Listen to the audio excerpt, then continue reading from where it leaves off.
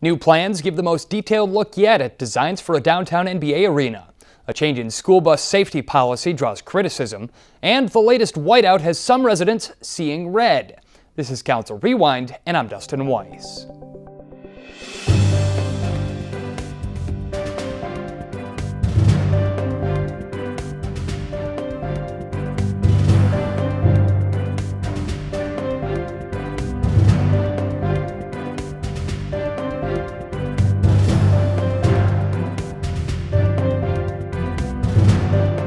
With groundbreaking set for later this year on a new Milwaukee Bucks arena, team owners and developers face a long list of city approvals before the shovels hit dirt.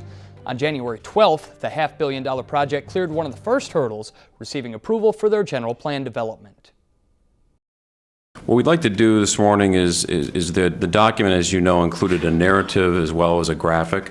And we're just going to go through a few of those that we feel might be of interest to you and the public, and then answer any questions you might have. See if I get this right, if I just go like that. Sure. So this first document shows how this area would be planned in a cohesive phase development. What you see in the lighter yellow would be phase 1, which includes blocks 1, 7, and 8. Block 1 would be where the arena is situated, and block 7 would be the parking structure, block 8 the practice facility. So this As well as block 4. Pardon me?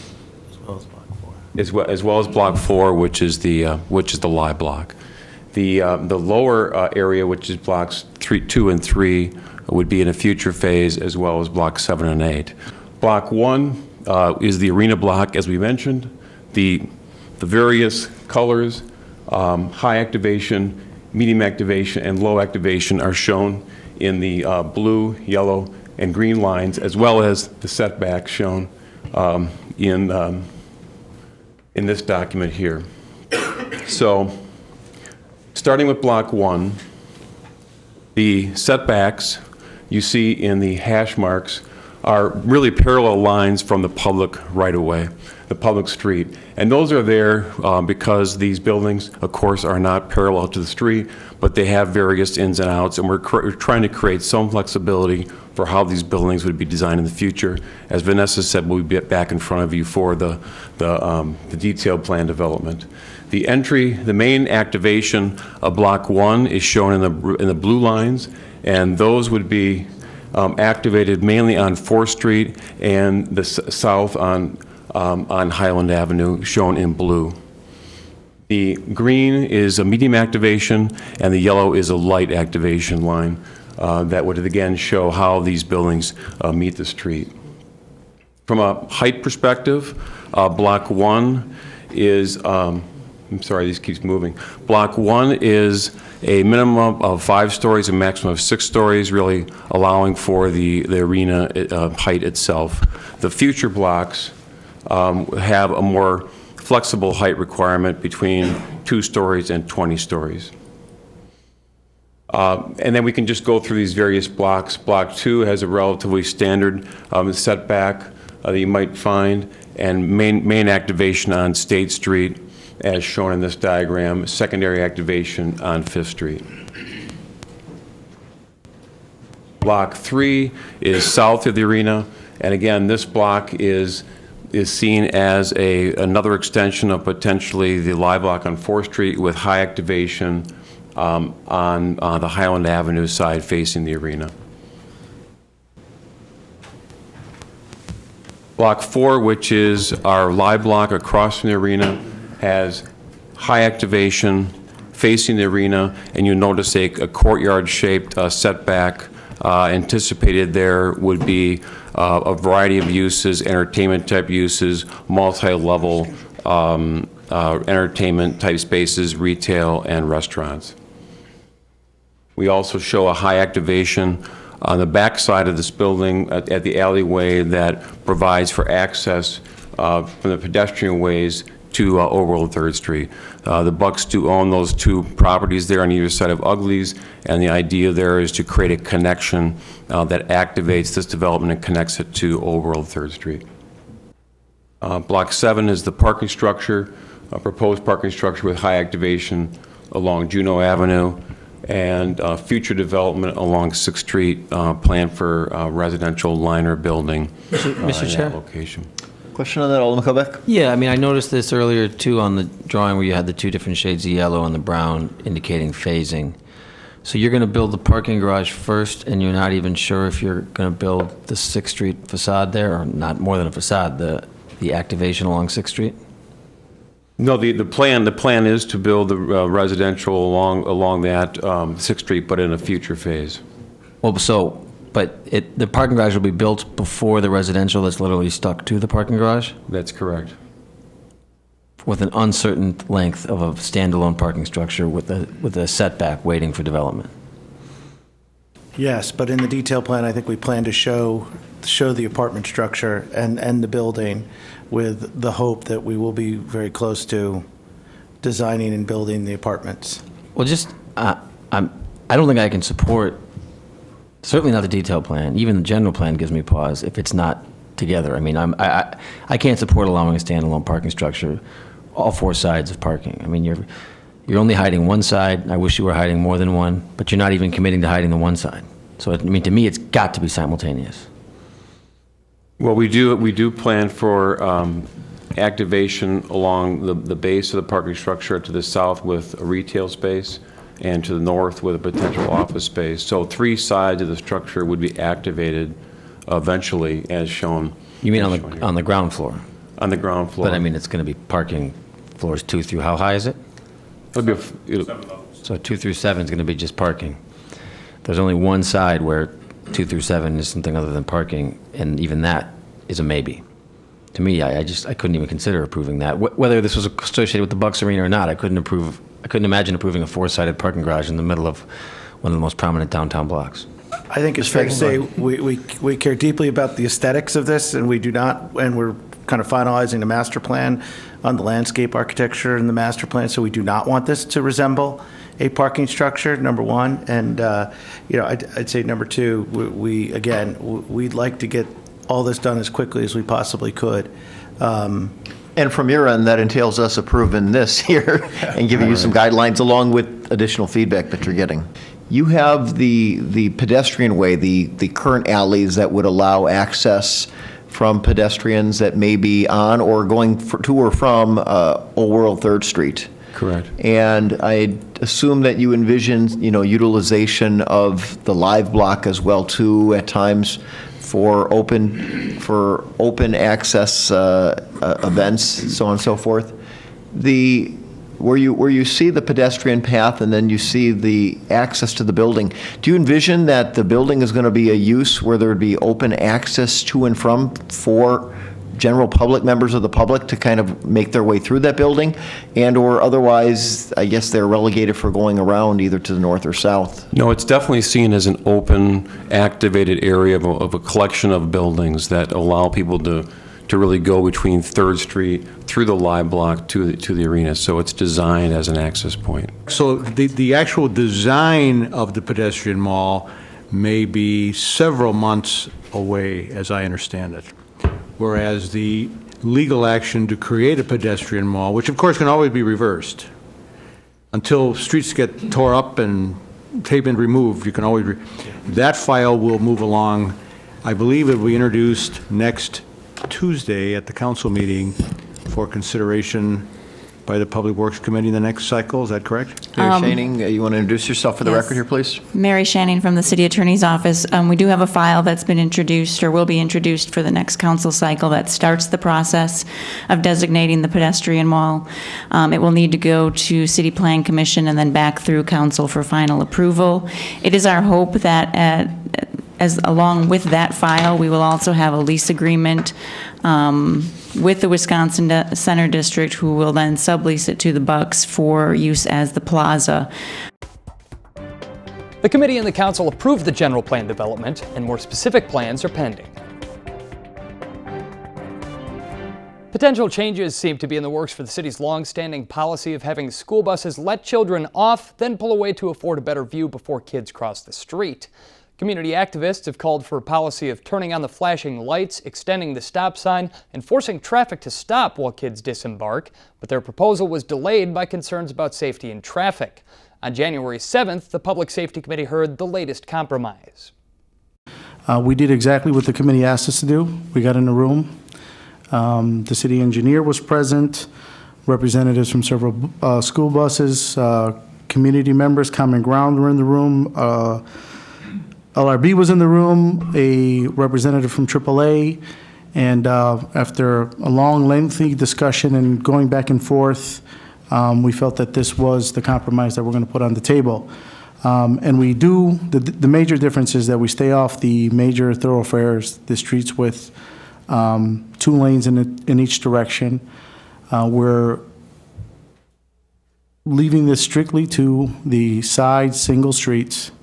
And at this point, we're asking buses that if and when they can pull over where they're supposed to, and there's enough room from cars parking, that they put on their amber lights, let students out, continue moving. When they can't do that and have to be in the middle of a street that's either very narrow, has one direction in each way, that they put on their red flashers, at that point the students will exit to the curb, and then they will leave from there.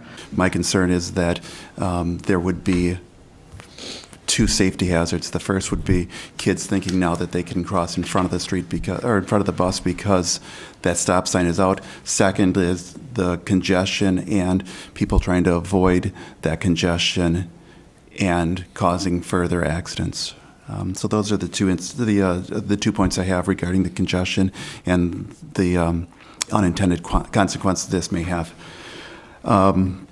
We certainly are concerned about safety, and we'll do anything that we can to support legislation, but my concern is that we're solving a problem that we don't have and may have some unintended consequences that may make it more dangerous.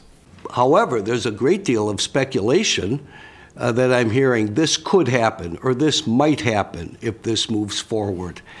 We could have backups. We could have this or that.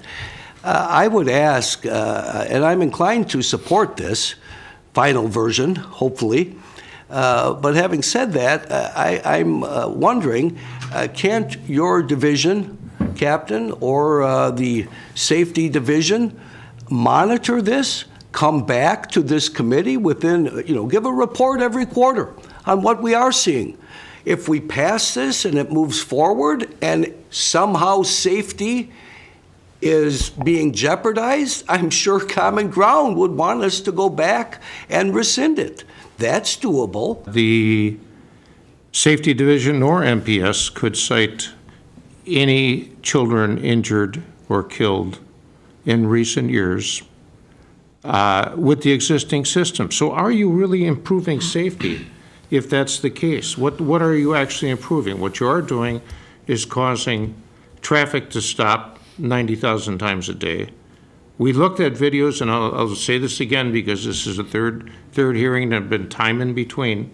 We looked at videos throughout the United States where people were going around school buses with stop arms, including an extended stop arm, 5 feet off the bus, with flashing LED lights on them.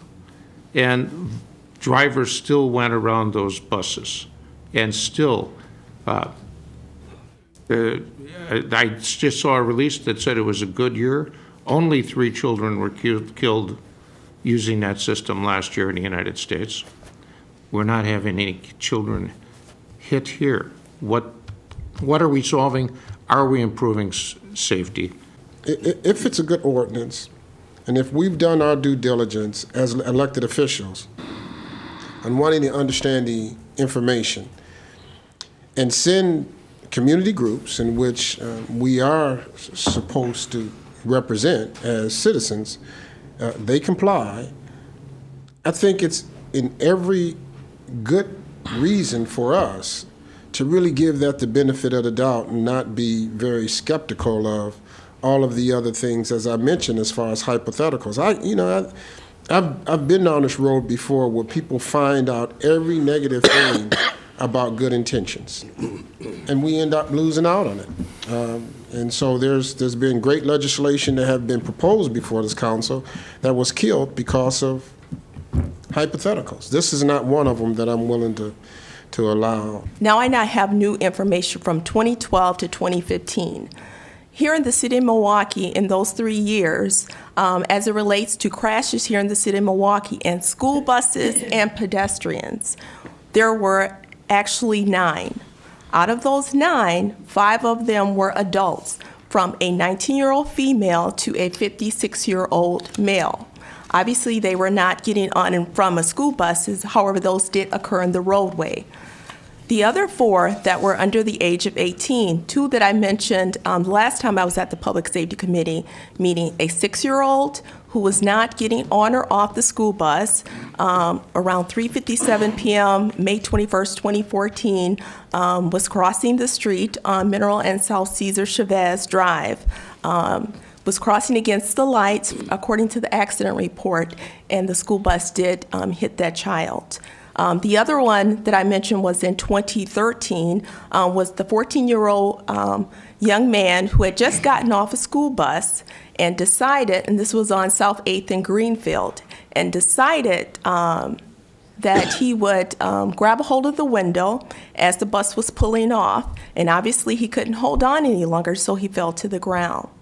The other 2 that were in 2015, one in January 2015, was a 13-year-old female on North 18th and Free Brent Drive. She was not getting on or off the yellow school bus, however, she was in the roadway.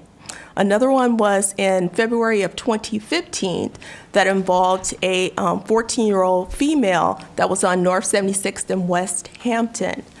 This person also was in the roadway, and actually in the accident report, she states to the officer that she disregarded the traffic signal and wanted to try to beat the actual school bus.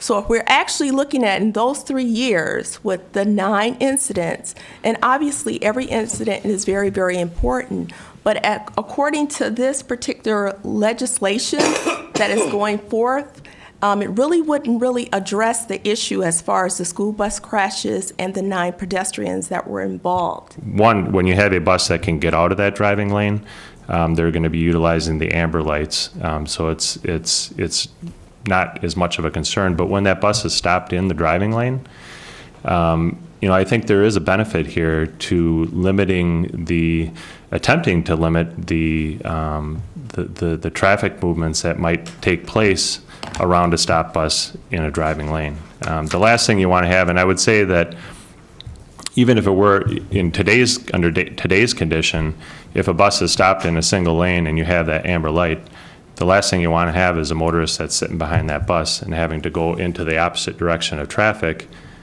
to get around that bus. So I do think that this does have a benefit to at least put an indication out there to that person that's in front of that or behind that bus, that they're not supposed to make that movement. Okay, we'll do a roll call, and you can make comments if you wish on the way. But Alderman Davis says move approval. Alderman Donovan?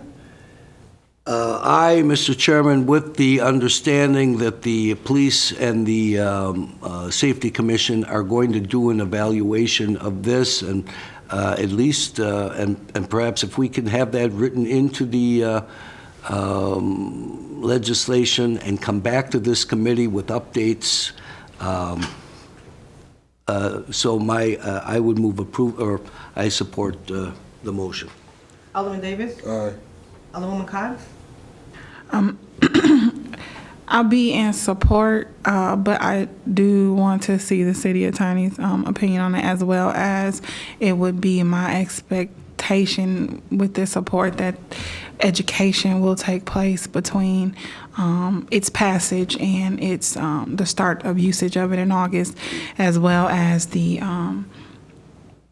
study of its impact once implemented, if implemented, by the police department being reported back to us as well. But I'll be in support.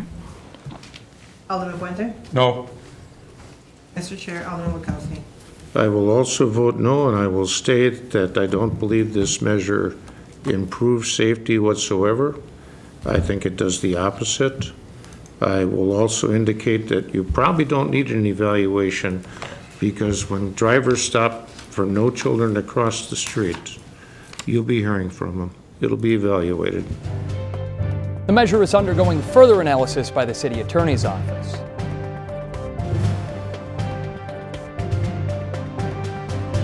After a gentle start to the winter, we got a cold, wet wake-up call to finish off the year 2015. 9 inches of heavy, wet snow fell on December 28th, catching forecasters off guard and setting a Milwaukee record for that day. Expecting only some sleet and a couple inches of snow, the Department of Public Works was left scrambling to plow the roads. And on January 6th, they reported on the results to the Public Works Committee. I would like to begin by also saying that I want to thank the workers who, in many cases, I've talked to several who have spent literally, in some cases, 24 hours or 25 hours out in the field plowing.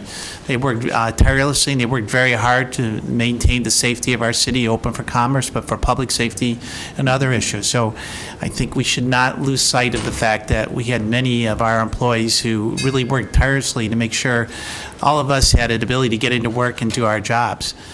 At the same time, there is responsibility that this council has to oversee the management of the Department of Public Works along with the mayor. And we feel very strongly that this is an opportunity for this committee and this council to ask some very direct pointed questions to see what we can find out and how we can do a better job. I know when I spoke to literally probably 70 constituents in a very short time period, I started out saying I was sorry. Because I think it wasn't up to the standards that we hold ourselves to, let alone we should hold our city up to. And I do also want to echo the sentiment that, yeah, we are sorry because we are as satisfied as the least satisfied person out there. This is our service level goals by street type. This has been in place since about, I believe, 2000, and I've been in this job since 2007. And I think we've had these goals since that time. And what's really to note is under number 3, where it says open residential streets to through traffic, because that's where the majority of the complaints came from, because we primarily stay on the mains to keep the mains accessible to mass transit, bus routes, emergency vehicles. The residential streets, and we'll get into this later, were where the majority of the complaints came from. Our plowing time goal on residential streets under normal circumstances is 18 to 24 hours from the end of the snowfall. The snow stopped falling between 11 and midnight on Monday night, which would have pushed, using our standards, us to midnight on Tuesday night to get it accomplished. By the afternoon, the forecasts were drastically different. We take hourly snow measurements once the snow starts accumulating on the pavements. By 2 o'clock, one of our districts had reported 3.5 inches of snow. At this time, we called the weather services. We said, hey, we got a lot more snow than what you guys initially forecast this morning. What's going on? Well, it kind of shifted. You're going to get another 2 to 3 inches of snow and sleet, changing to freezing rain late. Again, they were still saying it was going to change over to rain. National Weather Service, another 2 to 4 inches of snow and sleet with the potential for 6 to 9 inches west of Madison. Tuesday morning, 6 a.m., we're 83% plowed on the mains, 55% of the district streets are center cut. Now here I have to say, we do not like making center cuts. What that is that is one, you see that? That's a picture. That's one pass through the block so that people can get out. Or that's, not, because you plow them in to some extent. But if you can get out into the driving lane, you can get out and you can get to a main street. That is not normally the way we do a plowing. When we plow, we like to plow curb to curb. Had we done just curb to curb, we probably would have only had 15 to 20% of the city plowed by Tuesday morning. So we had to make a decision. That night I contacted the commissioner. I said, look, we're behind. We're not going to be able to get through everybody's street by morning. We suggest we just go through, do a center cut so that people can get out, and then we'll go back and clean it up the remainder of the next day. We also have to hope that, when you get these really big, heavy snowfalls, that even in Milwaukee, even in the upper Midwest, the folks have at least a measure of patience and understand that, when you get that much snow, things aren't flying, and you're not gonna get out the door if you're in the middle of a subdivision the minute that the last flurry flies and hits the ground, that your street should be paved. That being said, I don't believe that 24 hours is an acceptable level to at least the majority of constituents that I represent for general snow plowing. And I understand that we have We have here in the city of Milwaukee, I think since my time, have reduced the workforce since about 2000, about 1,900 positions. A substantial portion of that has been in the way of the Department of Public Works. And we've seen a lot of efficiencies with regard to our garbage service, with regard to our recycling service. We have seen greater efficiencies, and that means that there's fewer pieces of equipment, there are fewer bodies to actually drive them. I think that that has to change. I think that if it means we have to spend a little bit more money, that our citizens will say that they would prefer if that 18 to 24-hour window were there's a cost to that, a 9 to 15-hour window, or whatever it may be. But there is a cost to that. Well, Alderman Bohl, you raise an excellent point, which there's really two issues here. The first issue is, did we adequately execute our current plan? And I think we've been mostly focused on execution, questions about people who should have been working, not working, or trucks that were disabled or whatever. If we're got 88 trucks available, but only 10 were in the shop and there's only 78, that's an execution issue. The policy question is your first slide showing the policy, that's the 18 to 24. If citizens really want that to be 10 to 12 hours, you can do it. There's a price tag associated with that. Improvement opportunities, as the commissioner alluded to, getting more drivers trained to plow and packers. That is our soft underbelly, is we have one shot of shift with those packer operators, because once they come in, we know it's going to be 18 to 24 hours. If they can't get through it and they're tired, as they were on Tuesday morning, we do not have another 80 to 90 drivers to relieve them on those packers to continue plowing. That said, looking at training more DPW drivers that are currently driving other types of equipment to actually be able to plow with those packers. Second thing is to recruit more contract equipment, kind of luring them with a guarantee. Currently, some of the service agreement equipment that comes into us, there is no guarantee to them how long we're going to keep them, how much they're going to make on this particular job, because we don't know how long it's going to take. And they will sometimes be reluctant to come to the city. They'll go and they'll plow parking lots, shopping malls, grocery stores, that type of thing. So looking at kind of sweetening that deal so that they come to the city first. Another thing that we're talking about exploring is a relief driver pool, and that would include retirees, other laid-off drivers from the construction industry. We used to, and I've been here for a long time, I remember when we actually had a winter relief driver pool. And through employer relations, many years back, where when we got in jams like this and we needed relief drivers, there was a list, and we could go actually just hire those people back and get drivers that way. We haven't done that in probably 20 years or more. Last thing is and this is a lesson really learned for this storm, is that we have to give those drivers a break before we started general plowing, and we did not this time. The communication was placed on file. And that's a look back at some of the important issues discussed in the most recent Common Council cycle. For the City Channel and Council Rewind, I'm Dustin Weiss.